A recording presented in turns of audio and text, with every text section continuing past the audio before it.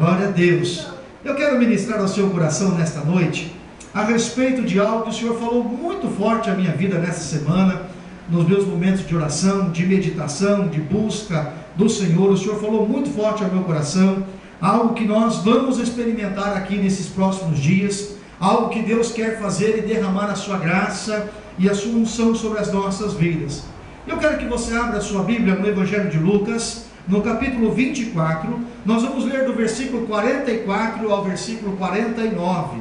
Evangelho de Lucas, capítulo 24, versículos 44 a 49. Louvado seja o nome do Senhor, porque Ele é aquele que nos fortalece e nos dá graça para continuarmos servindo, abençoando e buscando cada dia mais da presença do Senhor. Amém, queridos? Glória a Deus.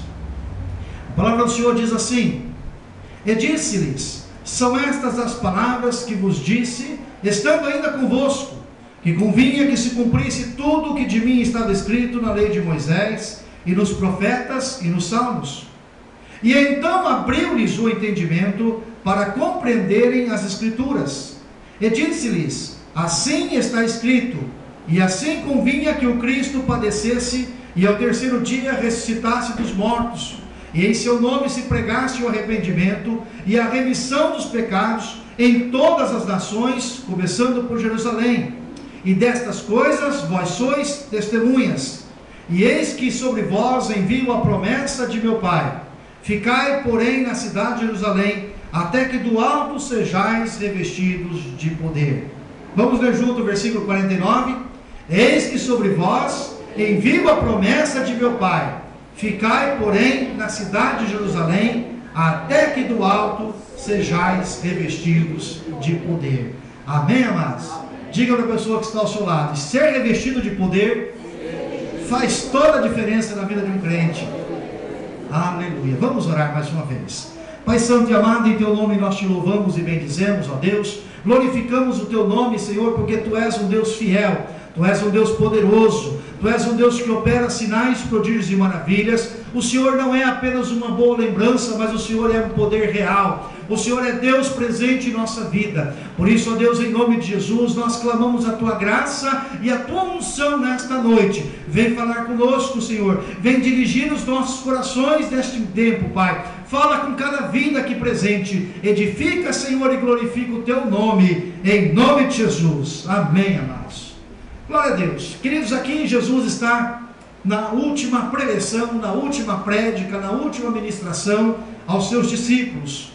Pouco tempo antes de ser assunto ao céu, de ir para o céu, Jesus tem uma última oportunidade de conversar com seus discípulos, de tirar dúvidas, de dar uma direção para as suas vidas, de encorajar os seus corações, para que eles pudessem cumprir com aquilo que o Senhor tinha determinado na sua vida, para a vida de cada um daqueles discípulos.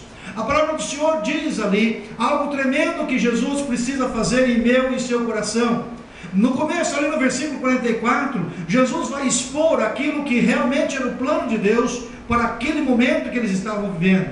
Jesus vai dizer assim: são estas as palavras que eu vos disse estando ainda convosco. Durante a sua caminhada nesta terra, Jesus foi trabalhando com seus discípulos durante 3 anos e meio aproximadamente, e ali então ele vai conduzindo aqueles discípulos e vai mostrando as grandes promessas que o Senhor tinha dado a Moisés, que o Senhor tinha dado nos Salmos, que o Senhor tinha falado através dos profetas. E então ali ele vai mostrando exatamente qual era o cumprimento de cada uma dessas promessas. A palavra do Senhor diz que Jesus veio na plenitude dos tempos, ou seja, quando todas as condições ideais estavam prontas, preparadas, para que Jesus viesse a este mundo cumprir o seu papel para a bênção da minha e da sua vida. Jesus então começa a dizer aos seus discípulos as palavras que ele disse ainda estando convosco. Ele faz um resumo, uma recapitulação, mostrando que convinha que se cumprisse tudo o que de mim estava escrito. Diga assim: toda palavra que o Senhor falou se cumpriu, e aquelas que não se cumpriram se cumprirão. Amém? A palavra do Senhor se cumpriu integralmente no caso de Jesus, proclamando a respeito da sua vinda, começando de Gênesis até a revelação que estava declarada ali no livro de Malaquias. Todo o Velho Testamento se cumpriu quando Jesus vem, e Jesus está presente naquele tempo, naquele lugar. Convinha que isso se cumprisse para que Deus pudesse ser glorificado. E assim também o Senhor estabeleceu a sua palavra para a nossa igreja, para a minha vida, para a sua vida, para que nós sejamos edificados, abençoados, e nós possamos, amados, experimentar a graça e o poder de Deus sobre as nossas vidas. Mas aqui Jesus começa a fazer algo que até então ele não tinha feito.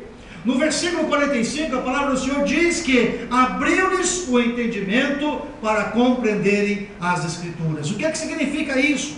Como é que esses discípulos caminharam 3 anos e meio com Jesus, e somente agora, no último momento, na última hora, é que Jesus abre o seu entendimento? Muitas vezes, amados, nós conhecemos a palavra como um conhecimento teológico, ou muitas vezes conhecemos a palavra como um conhecimento intelectual. Mas Jesus quer que você conheça a palavra dele muito mais do que como um conhecimento intelectual, muito mais do que como um conhecimento teológico.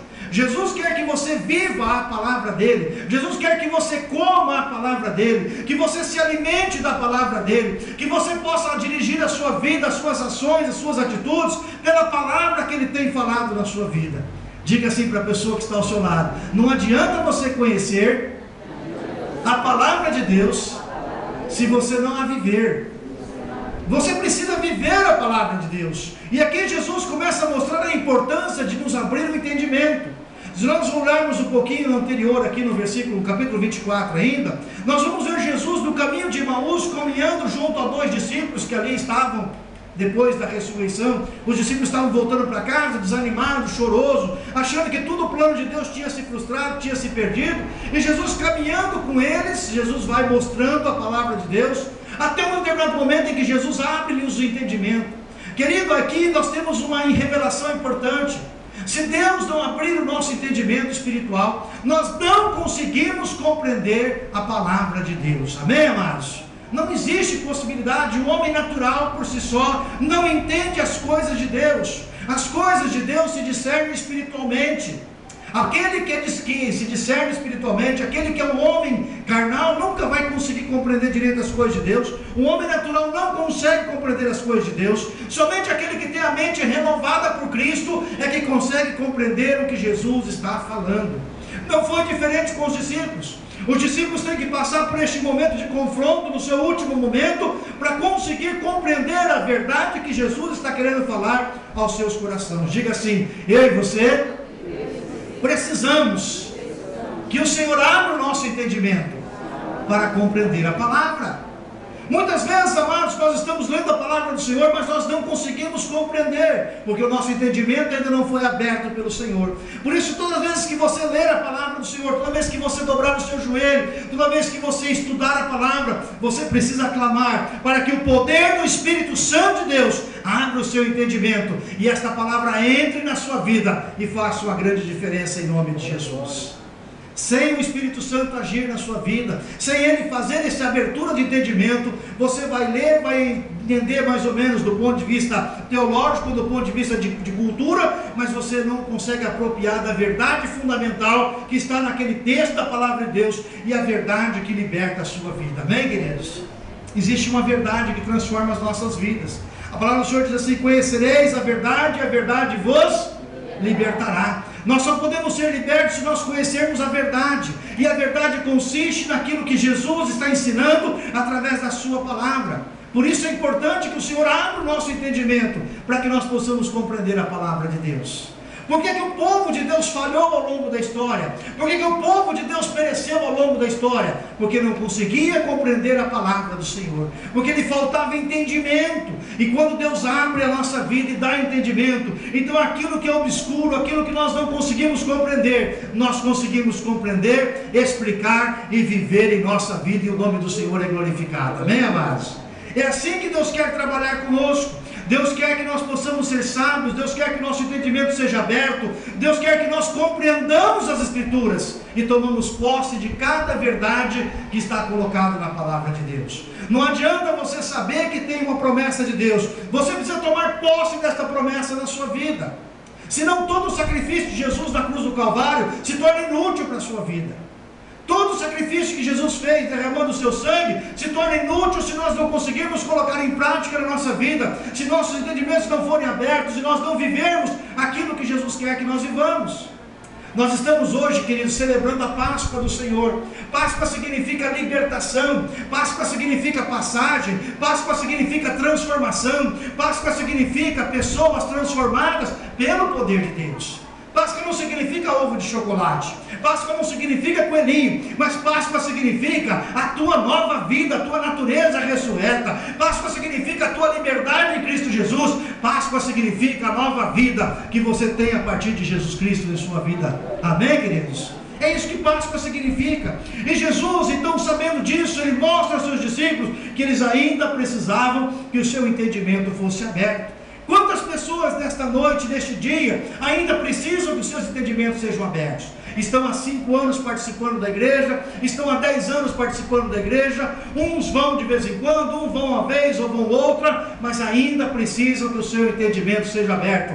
Mas ainda nesses dias, o Senhor abrirá a sua mente e o seu entendimento, e a palavra do Senhor entrará em sua vida com poder e autoridade, e transformará, e o nome do Senhor será louvado e glorificado. Amém, amados? Glória a Deus por isso. E Jesus ainda diz no versículo 46, e assim diz: assim está escrito e assim convinha que o Cristo padecesse e ao terceiro dia ressuscitasse dos mortos. Amados, a morte não pode conter Jesus. A palavra do Senhor diz que Jesus, quando morre, ele desce às profundezas do inferno, e Jesus vai às profundezas do inferno tomar a conta da nossa vida.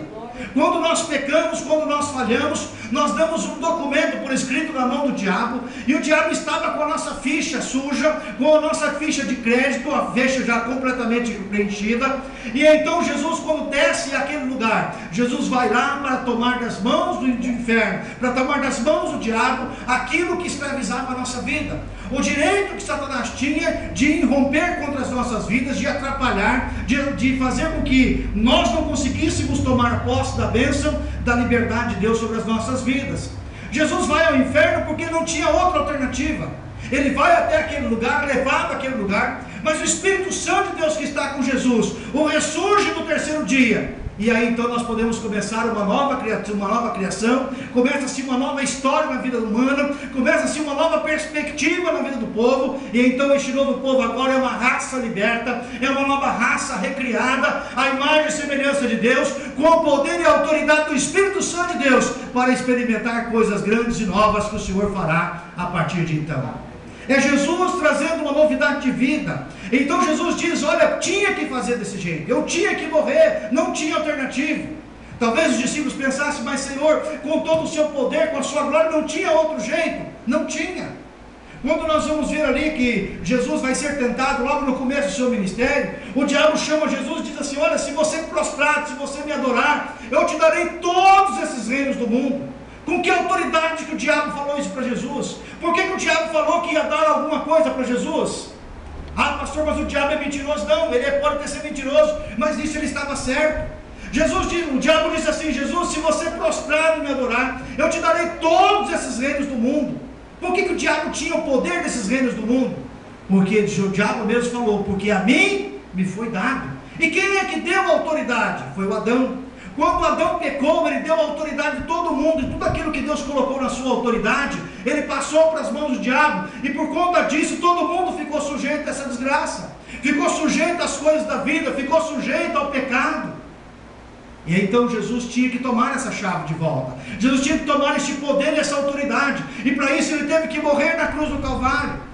Jesus não morreu na cruz do Calvário porque era bonito, não morreu na cruz do Calvário porque não tinha outra forma de morrer, era porque a palavra de Deus tinha dito: maldito aquele que for pendurado no madeiro, aquele que vai ser colocado ali para a conciliação dos nossos pecados.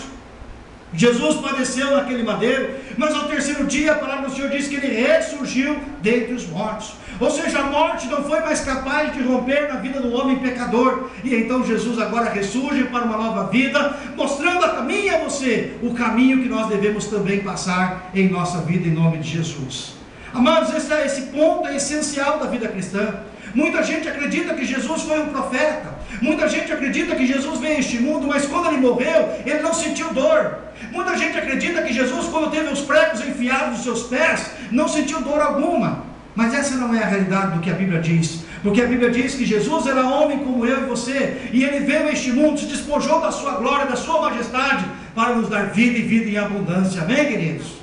Jesus sofreu por mim e por você, e Ele tinha que ir lá naquela cruz do Calvário, porque o preço do meu e do seu pecado era o sangue dele derramado sobre aquele lugar. Por isso Jesus vai dizer ali no versículo 47, o que é que Ele espera agora dos seus discípulos, de mim e de você? Ele diz assim: em seu nome, agora nós queremos que seja pregado o arrependimento e a remissão dos pecados. Diga assim: sem arrependimento e remissão dos pecados, não tem salvação. Essa é uma coisa triste que muita gente às vezes não gosta de ouvir, mas é uma grande verdade. Jesus comissionou os seus discípulos naquele dia, deu a eles uma alternativa, deu a eles uma tarefa, para que eles fossem e pregassem o arrependimento dos pecados. O que significa arrependimento dos pecados? Significa que eu não posso confiar nos meus méritos para poder me achegar a Deus. Muita gente fala assim: mas eu sou bom, eu não mato, eu não roubo, eu nunca fiz mal para ninguém, por que eu mereço ir para o inferno? Por que eu vou para o inferno? Uma pessoa pode ir para o inferno se ela não aceitar o sacrifício de Jesus sobre a sua vida. Se a pessoa não se arrepender da sua vida, tem gente que fala assim: se eu pudesse voltar de novo a minha vida, eu faria tudo igual de novo, né? E eu vou dizer uma coisa para você: se eu pudesse voltar atrás, eu faria tudo diferente na minha vida. Talvez algumas atitudes, né? Talvez algumas ações, talvez algumas decisões que eu tomei, com certeza eu reveria muita coisa na minha vida. Se eu tivesse uma nova oportunidade, muitas coisas eu faria diferente. Eu faria diferente. Porque quando nós arrependemos, amados, significa que nós renegamos o nosso passado. Significa que se nós tivéssemos uma outra oportunidade, nós não faríamos novamente o que nós fizemos no tempo passado. Eu casaria com a Alice novamente, mas eu com certeza seria um esposo muito melhor para ela do que tenho sido, ou do que tenho procurado ser, ou do que fui ao longo do tempo. Quantos anos desses 25 anos de relacionamento nós perdemos porque nós não tínhamos entendimento daquilo que Deus quer fazer através da nossa vida? Quantas lutas e dificuldades nós passamos porque não compreendíamos as verdades da palavra de Deus que podem nos conduzir em triunfo e vitória? Nós vivíamos brigando, vivíamos uma situação terrível que não tinha fim, que não tinha situação de solução, porque não compreendíamos o poder de Deus que está sobre as nossas vidas. Mas quando Deus entra em nosso coração, quando Deus começa a trabalhar sobre a minha e a sua vida, o poder de Deus vem, nos dá clareza, nos dá autoridade, nos dá poder, e então nós podemos passar pelas lutas e louvar e glorificar o nome do Senhor. Amém, amados? Não significa que as lutas diminuíram, muito ao contrário, muitas lutas até aumentaram, mas o Senhor nos deu poder e autoridade, e nesse poder e nessa autoridade é que nós estamos vivendo e glorificando o nome do Senhor. Por isso Jesus diz: o homem precisa se arrepender. O homem que não se arrepende tem remorso. O que é o remorso, pastor? Remorso é aquele que chora, mas não muda de vida. A palavra do Senhor diz, usa o exemplo de Abel, usa o exemplo de Esaú, que nós ministramos aqui na quinta-feira, a respeito de um homem que teve remorso, mas não teve arrependimento. A palavra do Senhor diz que Esaú, quando perdeu a bênção, ele chorou, mas o choro dele era um choro para fora, não era um choro de arrependimento. Ele não estava arrependido por ter perdido a bênção do Senhor, ele estava chorando porque ele foi enganado por seu irmão. Ou seja, ele estava chorando porque ele foi trapaceado, mas ele não estava chorando porque ele estava perdendo a bênção de Deus sobre a sua vida. Remorso é uma coisa, arrependimento é outra. Muita gente tem remorso daquilo que fez errado no passado, mas se fizesse lá na frente, faz tudo de novo. Se tivesse uma oportunidade, volta a fazer tudo novamente, porque ainda não teve o seu coração transformado. Mas a palavra do Senhor não quer apenas transformar a aparência, o Senhor quer transformar o profundo da nossa alma. Por isso Jesus diz: é preciso que o homem se arrependa para que possa experimentar coisas novas. Amém, amados? Sem arrependimento não tem possibilidade. E Jesus diz para os seus discípulos no versículo 47, ainda além disso tem que pregar o arrependimento e a remissão de pecados. Amém, queridos? O que significa remissão de pecados? É um nome muito bonito, remissão, né? Jesus remiu o meu pecado. O que significa isso? Tem muito crente que não sabe o que é remir o pecado. Tem crente que acha que Jesus ficou remando, pegou um barco lá e ficou remando o pecado para trás. Não é isso. Remir significa pagamento. Diga assim: Jesus pagou com o seu sangue todos os meus pecados. Não foi só alguns, não foi só os mais baratos, não foi só os mais convenientes, não foi só o que era mais agradável. Jesus pagou todos os nossos pecados. Jesus pagou todos. E é isso que nós precisamos. Jesus quer que nós possamos ministrar às pessoas a remissão dos pecados. pecados. Ou seja, não adianta a pessoa se arrepender se não tiver condições de voltar e conviver novamente. Não adianta a pessoa ter um arrependimento se ela não tiver a oportunidade de experimentar a nova vida que Jesus tem para nós, para mim e para você. Jesus não quer apenas que nós sejamos arrependidos dos nossos fatos do passado, mas Ele quer que nós possamos experimentar uma vida perdoada, uma vida abençoada, uma vida no padrão que Ele propõe para as nossas vidas. Então aqui a gente fala assim: pregue o arrependimento e a remissão dos pecados. Duas coisas que precisam andar junto: arrependimento e remissão do pecado. Amém? Eu me arrependo daquilo que eu fiz no passado, que não agradava a Deus, que foi contra Deus, que foi pecado contra Deus. E agora eu tomo posse do perdão que Deus me deu, e agora eu começo a viver como alguém perdoado. O que é viver como alguém perdoado, pastor? É começar a viver agora com essa nova natureza, é começar a viver agora de acordo com aquilo que Deus me deu, e não mais aquilo que eu vivia antes. Tem uma história engraçada de um sujeito que estava na beira da estrada, esperando uma carona para poder ir para a cidade, e ele estava com um saco de batata, né? E de repente passa um carroceiro ali, dá uma carona para ele, e ele senta na carroça e põe um saco de batata nas pernas, né? E o carroceiro fala para mim: rapaz, que é isso? Para que isso, né? Põe as batatas no chão aí, para que fazer esforço? Já está na carroça, né? Deixa a carroça levar.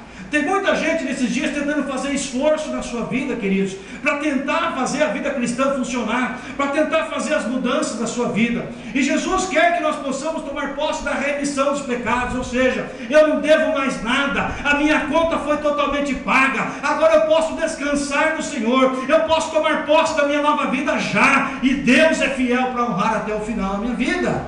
Amém?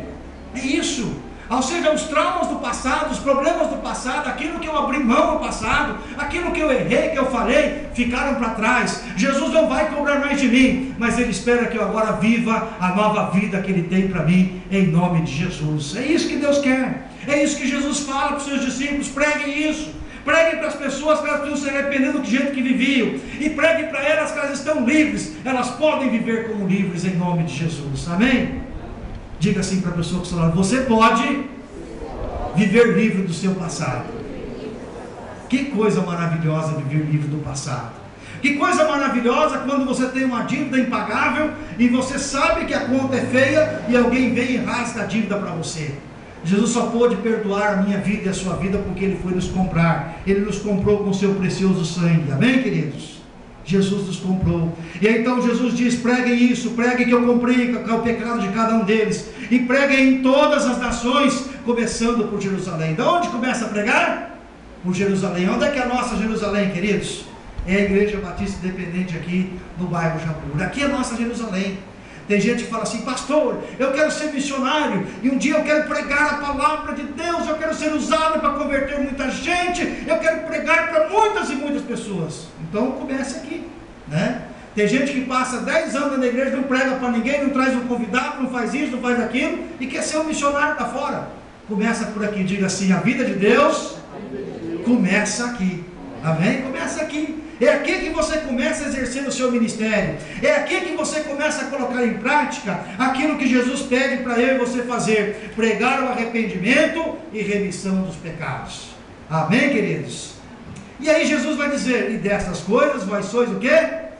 Testemunha. O que é uma testemunha, querido? Testemunha é alguém que participou do fato. Testemunha é alguém que vive, é alguém que pode contar não do que leu em algum lugar, mas de alguém que pode contar daquilo que vive. Testemunha é uma pessoa que tem fidelidade para falar daquilo que está esperando, daquilo que está dizendo com a sua boca. Testemunha é alguém especial. E Deus chamou a mim e a você para ser o quê? Deus chamou a mim e a você para ser o quê? Testemunha. Deus nos chamou para testemunhar do quê? Daquilo que Ele tem feito em nossa vida. Você não precisa pregar do que Deus fez na vida do outro. Pregue daquilo que Deus está fazendo na sua vida, de como Deus está transformando o seu caráter, de como Deus está transformando os seus pensamentos, de como Deus está transformando as suas atitudes, de como Deus está transformando os seus relacionamentos. E você pregará grandes coisas e muitas pessoas se converterão em nome de Jesus. Jesus falou que nós somos testemunhas.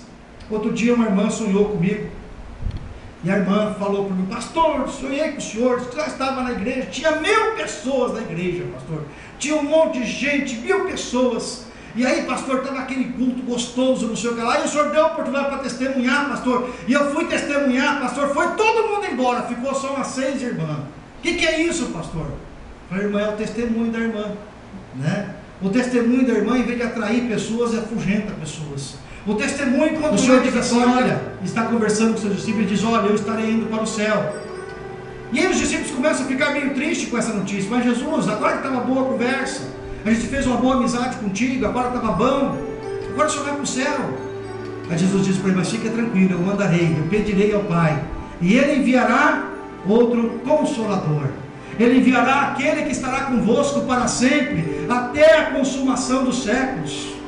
Jesus prometeu o Espírito Santo de Deus para as nossas vidas. João capítulo 14, versículos 16 a 17. João capítulo 14, versículo 26. Vai para mim um pouquinho no versículo 26, André, por favor. João 14, 26. Jesus tem uma promessa para a minha vida, uma promessa para a sua vida. Bendito é o nome do Senhor, queridos. Jesus sabe da nossa dificuldade, Ele sabe do nosso problema de manter a palavra falada, Ele sabe dos momentos em que nós titubeamos, mas Ele dá uma promessa.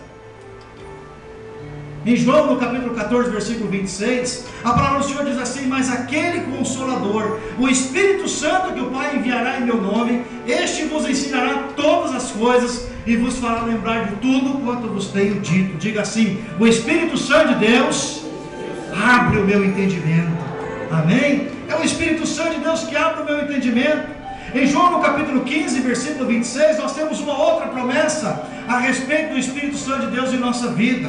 Lá em João no capítulo 15, no versículo 26, Jesus continua falando aos seus discípulos, e Ele diz assim, mas quando vier o Consolador, que eu da parte do Pai vos hei de enviar, aquele Espírito da verdade que procede do Pai, Ele testificará de mim, Ele confirmará cada palavra que o Senhor tem falado ao seu coração.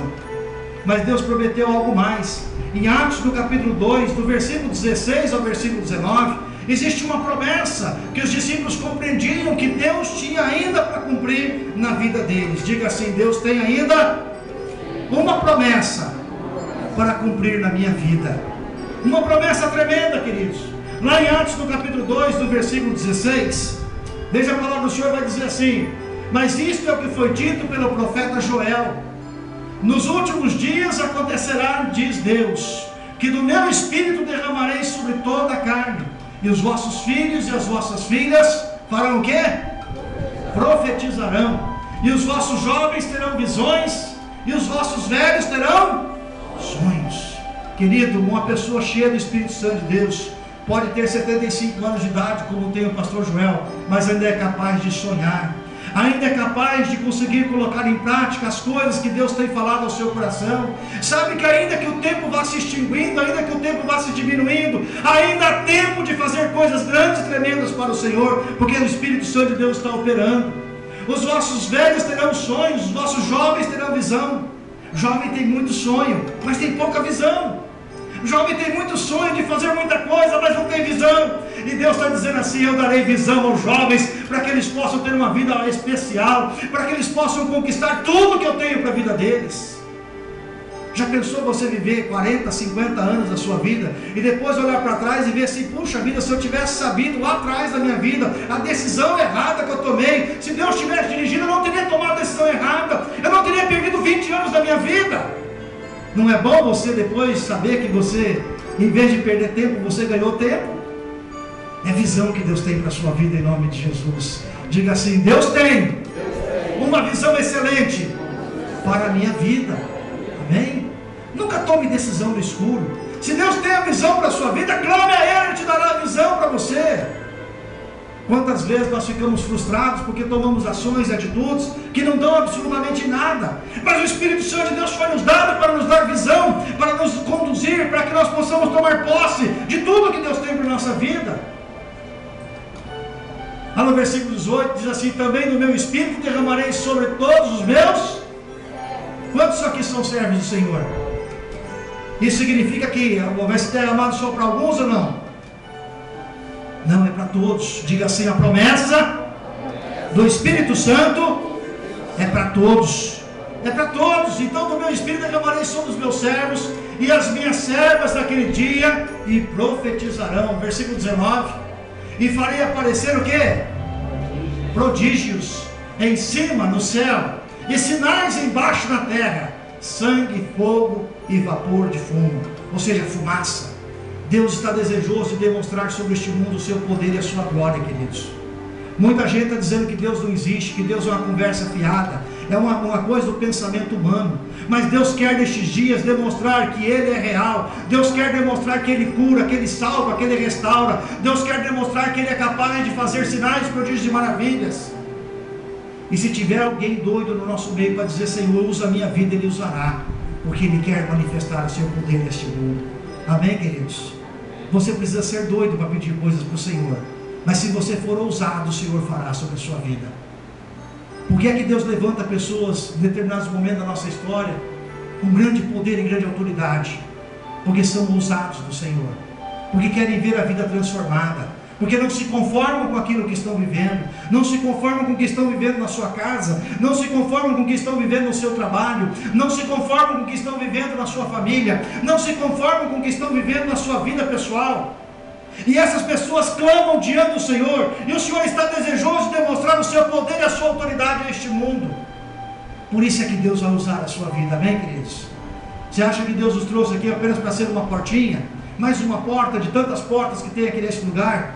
Deus nos trouxe a este lugar porque Ele tem algo para fazer através desta igreja, através da sua vida, em nome de Jesus. Canal de bênção, manifestação do poder de Deus sobre as nossas vidas. Olha, Jesus continuou dizendo ainda: eu envio a promessa de meu Pai, ficai porém na cidade de Jerusalém. Diz assim: eu e você precisamos obedecer. Ficai porém na cidade de Jerusalém. Ou seja, Jesus estava dizendo para os discípulos assim: olha, vocês precisam ainda esperar um pouco mais, vocês precisam buscar um pouco mais. Se nós lermos algum outro texto, nós vamos ver que Jesus, nessa conversa com eles, diz: assopra o Espírito Santo neles. Eles recebem de uma certa forma o Espírito Santo, sim, como nós recebemos, como somos batizados, o selo de garantia, de autenticidade, para não nos perdermos e tomarmos posse da glória celestial. Mas não é disso que Jesus está dizendo. Jesus não está dizendo em ir para o céu, porque para o céu está resolvido o problema. Você não vai para o céu baseado nos seus critérios, vai baseado no critério dele. Não vai para o céu baseado naquilo que você faz, é naquilo que Cristo fez. Não é esse o problema que Jesus está dizendo. Jesus está dizendo para mim e para você que se nós quisermos ser testemunhas do grande poder que Ele tem, nós precisamos ser batizados no Espírito Santo. Amém, queridos? Diga assim: eu e você precisamos entender mais do Espírito Santo. Amém? Precisamos mais. Jesus diz assim: olha, para vocês cumprirem aquilo que eu estou determinando agora, vocês precisam ficar em Jerusalém, até que do alto vocês sejam revestidos. Até que do alto vocês sejam revestidos. Há um revestimento, há um poder, uma autoridade que o Senhor dá sobre as nossas vidas, querido. Uma autoridade que você recebe no momento em que o Espírito Santo entra na sua vida e faz uma morada excepcional, e faz da sua vida aquilo que normalmente você não poderia fazer. A palavra do Senhor diz que Jesus aparece para nós, e Ele faz isso através do Espírito Santo de Deus, e vai então sobre nós derramar a unção, o poder. Lá em Atos, no capítulo 1, no versículo 8, diz assim: mas recebereis.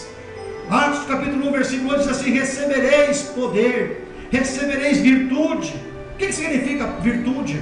Virtude significa fé em ação, poder em ação. Ou seja, Jesus está dizendo assim: eu vos capacitarei. Atos capítulo 1, versículo 8, vamos ler todos juntos?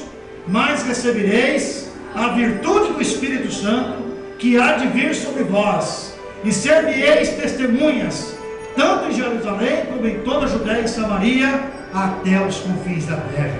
Amém, queridos? Olhe bem para essa pessoa que está ao seu lado e diz assim: o Senhor vai derramar unção sobre a tua vida, para você testemunhar do poder dele. Aleluias, glória a Deus. Deus vai derramar. Em Atos no capítulo 1, no versículo 5, ele vai falar sobre o batismo do Espírito Santo. Volta um pouquinho ali, André, porque na verdade João batizou com água. Nós vamos ter um batismo com água daqui uns dias. É um batismo importante, tem que acontecer. Mas Jesus diz lá: mas vós sereis batizados com o Espírito Santo, não muito depois desses dias. Amém, amados? Nós cremos que há dois batismos. Nós cremos no batismo da água, mas também cremos no batismo do Espírito Santo, com o Espírito Santo, com o poder de Deus revestindo as nossas vidas, para que nós sejamos testemunhas por este mundo e o nome do Senhor seja louvado e glorificado em nome de Jesus. Aleluia, glória seja o nome do Senhor. E é sobre isso que eu quero fazer um desafio ao seu coração nesta semana que vai entrar agora. Deus tem falado aos nossos corações, nós precisamos desse revestimento de poder, mas você não recebe o revestimento de poder assim ligando na tomada, não. Não é igual uma energia elétrica que você enfia um fio na tomada e pronto, está resolvido o problema. Não é desse jeito. Para receber nós precisamos permanecer. Diga, para receber nós precisamos permanecer, buscar-me-eis e me achareis quando me buscardes de todo o vosso coração. E eu vou dizer isso para você porque nós vamos trazer na semana que vem um homem muito ungido, um servo de Deus cheio do poder de Deus, muito usado por Deus. Sabe o que vai acontecer? Vai vir gente que você nunca viu na vida, gente que você nem convidou virá aqui. E essas pessoas virão aqui porque estão há muito tempo orando e buscando uma resposta do Senhor. É incrível, mas as pessoas conseguem perceber, elas são atraídas por isso. E elas entram. Você não precisa chamar, elas entram sozinhas. E aí sabe o que vai acontecer? Já aconteceu em vários lugares que nós fomos. O povo da igreja não buscava a Deus, não orava, não jejuava, não se consagrava. Aí o profeta vem, revela para todo mundo e não revela para o povo da igreja. Porque o povo da igreja não buscava. Nunca confunda vir à igreja com buscar a Deus dessa forma. Buscar a Deus é o seu momento de interior, é na sua casa, é na sua quietude, na sua madrugada, é no seu tempo com Deus, na sua devocional. Buscar a Deus é quando você está a sós, é ali que você busca a Deus. Aqui a gente vem para glorificar, a gente vem para cantar, vem para louvar a Deus, mas é lá naquele momento, em silêncio, naquele momento que ninguém está te vendo, é que você estará buscando ao Senhor. E eu quero desafiar a sua vida, querido. Eu quero desafiar você. Nós estamos terminando 21 dias de jejum e oração, mas eu quero que você nessa semana tome uma atitude com o Senhor. Eu quero que você saia daqui nessa noite resolvido a buscar o Senhor dessa semana de uma forma muito especial. Eu quero que você coloque diante do Senhor as suas frustrações. Eu quero que você coloque diante do Senhor as suas limitações. Eu quero que você coloque diante do Senhor os anseios da sua alma. Eu quero que você chore diante da presença do Senhor. Eu quero que você não se conforme com aquilo que você está vivendo. Eu quero que você possa dizer: Senhor, o Senhor tem mais para mim, e eu quero tudo que o Senhor tem para a minha vida, Senhor. Eu quero tudo que o Senhor tem para a minha vida. Eu não quero, Senhor, passar meus próximos anos sem receber aquilo que o Senhor tem para mim. Eu quero mais do Senhor.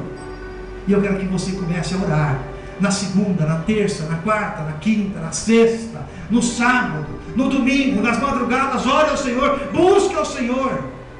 Busque ao Senhor. Deus tem dons, presentes especiais para derramar sobre a sua vida. Deus está convidando você para uma festa, e Ele quer que nesta festa você tome posse de tudo que Ele tem para a sua vida. Que coisa triste é quando você vai numa festa e não pode comer isso, não pode comer aquilo, não pode comer aquilo outro, não pode comer nada. A festa é um banquete, mas você não pode comer nada. Mas na festa que o Senhor está preparando para a sua vida, você pode receber de tudo, e tudo vai ser bênção, e vai fazer a manifestação, e vai fazer a graça fluir, e vai fazer a bênção sobre a sua vida em nome de Jesus. Amém? Grandes coisas Deus vai fazer aqui nessa igreja nos próximos tempos. E esse tempo começa com você buscando ao Senhor. O arrependimento começa pela casa de Deus. A remissão dos pecados começa pela casa de Deus. Se nós não recebermos, nós não podemos dar. Se nós não recebermos, nós não podemos testemunhar. Se nós não recebermos, nós não podemos viver. Receba aquilo que Deus tem para a sua vida e desfrute de tudo que Deus tem para você, em nome de Jesus. Amém, queridos? Com quantos eu posso contar nessa noite que querem mais do Espírito Santo de Deus sobre as suas vidas? Você vai buscar o Senhor nessa semana? Vai buscar o Senhor nessa semana? Então diga assim: eu vou nesta semana buscar ao Senhor, porque eu quero tudo que Ele tem para a minha vida. Amém? Tudo que Deus tem para a sua vida, Deus te dará. E Ele não precisa tomar de ninguém, não precisa tomar de um nem de outro. Ele simplesmente dá, porque Ele é galardoador daqueles que o buscam. Amém, queridos? Deus vai fazer um grande rebuliço nessa igreja domingo que vem. Você se prepara o teu coração, porque o culto domingo vai pegar fogo neste lugar. Louvado seja o nome do Senhor. Amém? Você vai ver pessoas que nunca falaram em línguas estranhas falando línguas estranhas. Você vai ver pessoas que nunca abriram a boca para nada na igreja profetizando. Você vai ver Deus operando de uma forma muito especial neste lugar, em nome de Jesus. Vamos orar? Baixe sua cabeça, do jeito que você está ainda. Senhor Deus, em nome de Jesus, nesta noite eu oro com o teu povo, Senhor. Senhor, a angústia, muitas vezes, as dificuldades, os problemas da vida, as decepções, amarguras, ressentimentos, são situações que estão dentro dos nossos corações, ó Deus, e que nos impedem, ó Pai, de tomar posse da plenitude do teu Espírito Santo sobre nós. Meu Deus, o Senhor está fazendo coisas grandes neste lugar. O Senhor tem uma promessa e essa promessa está se cumprindo, ó Deus. Se cumpre no nosso dia, no tempo presente. Por isso, ó Deus, nós queremos consagrar ao Senhor a nossa vida, neste tempo, neste intervalo de tempo, meu Pai. Nós queremos Te buscar com todo o nosso coração, a nossa alma, todo o nosso entendimento, porque nós queremos mais daquilo que o Senhor tem para cada um de nós. Espírito Santo de Deus, ajuda-nos, ó Pai, a ouvir a Tua voz. Espírito Santo de Deus, fala conosco pelas madrugadas, incomoda a nossa vida, fala com o Teu falar sensível, e mostra-nos o caminho, a direção, e o Teu nome seja louvado e exaltado, em nome de Jesus. Amém, queridos? Glória a Deus.